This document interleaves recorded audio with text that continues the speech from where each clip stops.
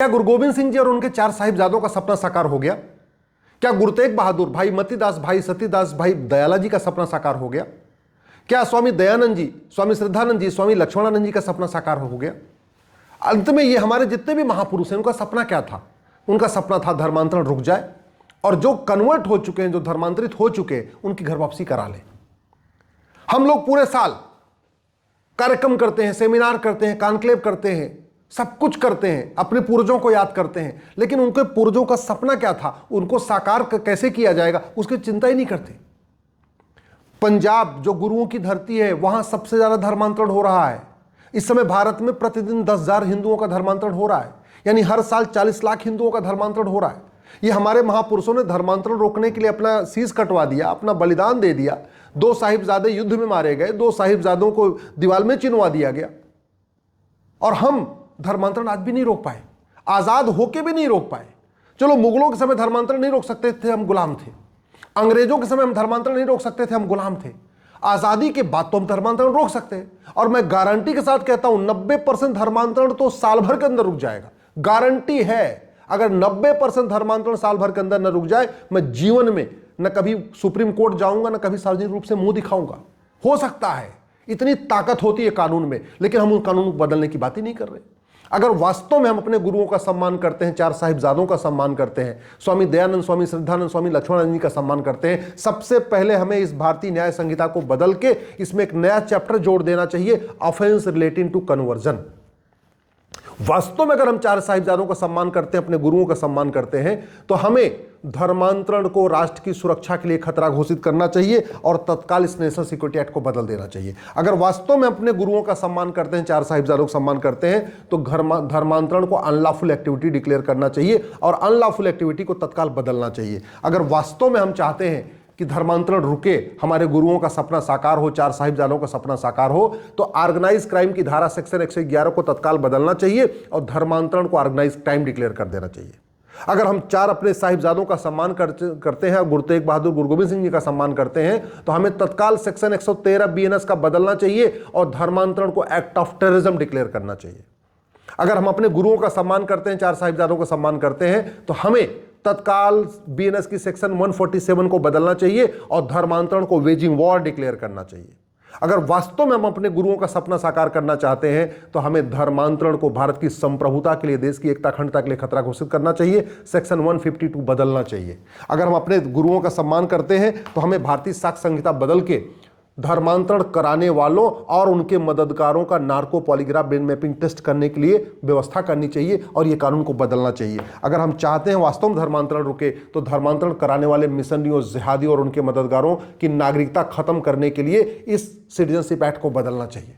धर्मांतरण जो हो रहा है वो फंडिंग के दम पे हो रहा है, कुछ विदेशी फंडिंग आ रही है, कुछ भारत के अंदर फंडिंग हो रही है। भारत जो हवाला के जरिए फंडिंग होती है, काला धन से भी फंडिंग होती है। जितना ड्रग कारोबार हो रहा है, उससे जो फंडिंग आ रही है वो धर्मांतरण के ऊपर खर्च हो रहा है। और पंजाब में धर्मांतरण कराने का तरीका नहीं, पहले उन्होंने नशेड़ी बनाया और नशेड़ी बना बना के कन्वर्ट किया, आज भी फ्री में नशा बांट बांट के कन्वर्ट किया जा रहा है। तो अगर वास्तव में धर्मांतरण रोकना है तो ड्रग कारोबार रोकना पड़ेगा, और ड्रग कारोबार तभी रुकेगा जब नशा तस्करों की 100% प्रॉपर्टी जब्त करने, नागरिकता खत्म करने और उनको साल भर के अंदर फांसी देने के लिए कानून बनेगा।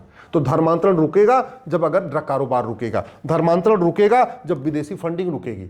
भारत में जो धर्मांतरण कराने वाले जिहादी और मिशनरी हैं, इनको विदेशी फंडिंग कराने के लिए ही 2010 में FCRA बना था। ये FCRA आज भी चल रहा है, इसलिए आज भी फंडिंग हो रही है और आज भी लगभग विदेशों से 50,000 करोड़ की फंडिंग हो रही है साल में।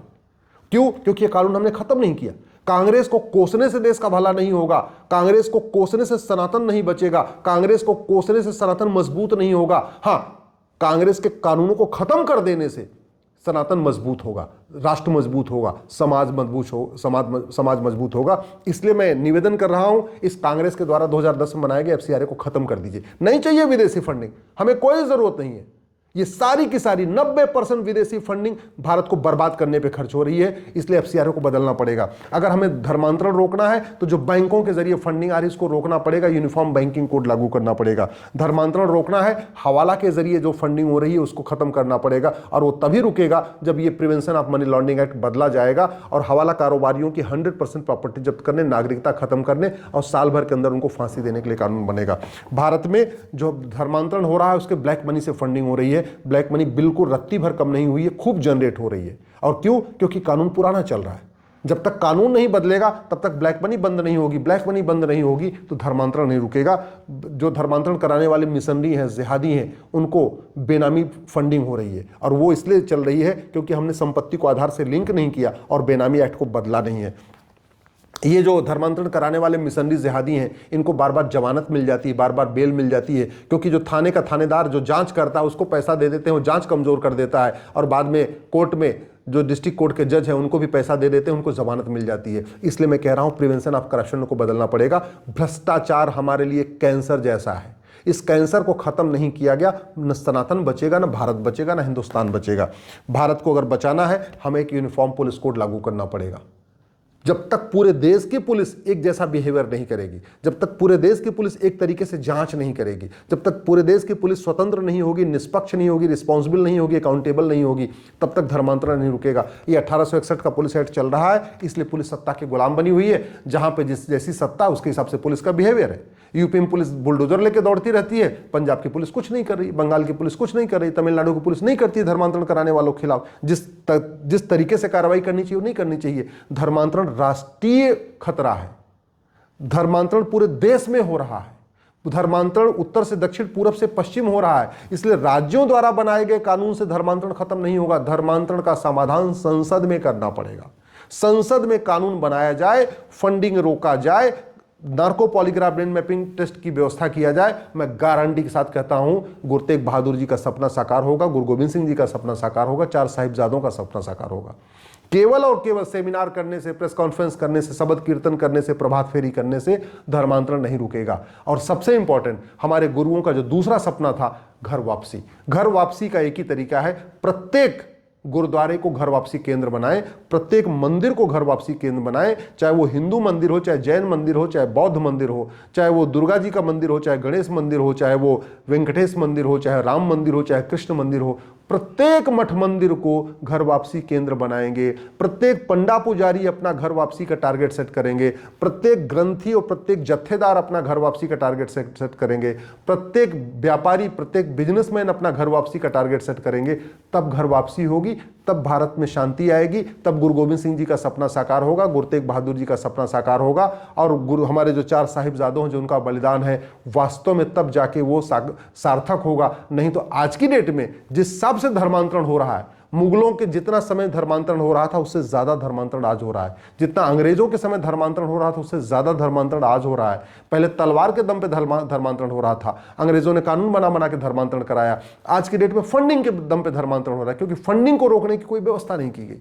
तो धर्मांतरण रोकने के लिए मैं माननीय प्रधानमंत्री से विनम्र आग्रह करता हूं, संसद का सत्र बुलाइए, गुरु तेग बहादुर जी के बलिदान पे चर्चा करिए, 4 साहिबजादों के बलिदान पे चर्चा करिए, गुरु गोविंद सिंह जी के बलिदान पे चर्चा करिए, और उनके सम्मान में एक कठोर कानून बनाइए। इस बीएनएस में एक नया चैप्टर जोड़ दीजिए, ऑफेंस रिलेटिंग टू कन्वर्जन, और धर्मांतरण को राष्ट्र की सुरक्षा, देश की एकता अखंडता के लिए खतरा घोषित करिए। धर्मांतरण को वेजिंग वॉर डिक्लेयर करिए, धर्मांतरण को ऑर्गेनाइज क्राइम डिक्लेयर करिए।